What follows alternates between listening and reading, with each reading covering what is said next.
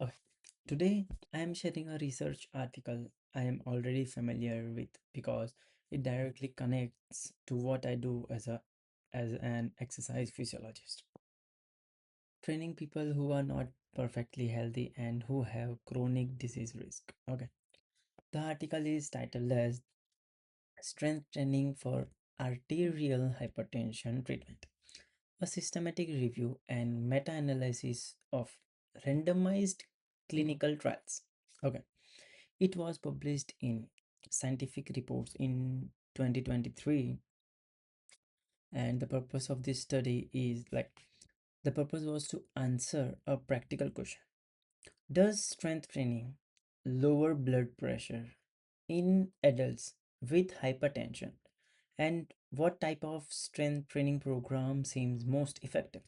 Okay, and what they did in this research was this was a systematic review and meta-analysis, meaning the author collected randomized or controlled trials and combined the result to see the overall effect. They included 14 studies with a total of 253 participants who had hypertension. Okay, and the meta-analysis showed that both systolic and diastolic blood pressure decreased significantly after strength training interventions. In simple terms, strength training was associated with meaningful blood pressure reduction in people already diagnosed with hypertension. They also reported what training setup seemed to produce the strongest effect: moderate to vigorous intensity. They described this as a greater than 60% of 1 RM, at least 2 sessions a week, and at least 8 weeks of training. Okay, and why this study is valuable to me? This is valuable because it gives me evidence to support something that many people still misunderstand. Strength training is not only for aesthetics or gym people. It can be a structured, safe tool for improving a major health risk factor, blood pressure, when programmed correctly.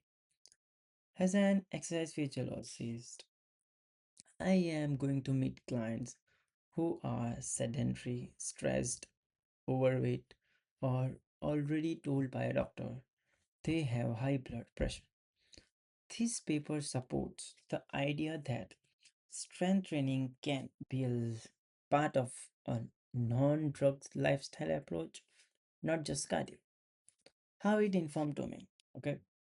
This study pushes me to program strength training more intentionally for health outcomes instead of random workouts. I would build plans that last 8 weeks or longer, include at least two full body resistance sessions per week, progress clients towards moderate intensity over the time while still being safe and technical. It also fits the integrated training approach from my certified personal trainer education. Start with the like start with moments, quality and control.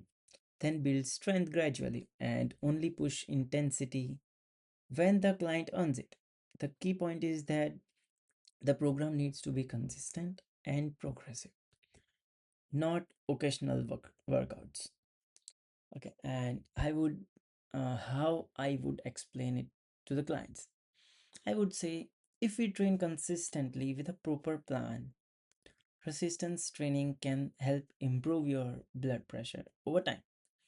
We are going to start at a safe level, build good form, then gradually increase the difficulty or the load. The goal is not just to feel tired or just to get more injured or anything. The goal is to improve your health numbers. That's why I choose this article. It supports evidence based strength training as a tool for chronic disease risk reduction, and it helps me program with a clear timeline, frequency, and progression. Thank you, Professor.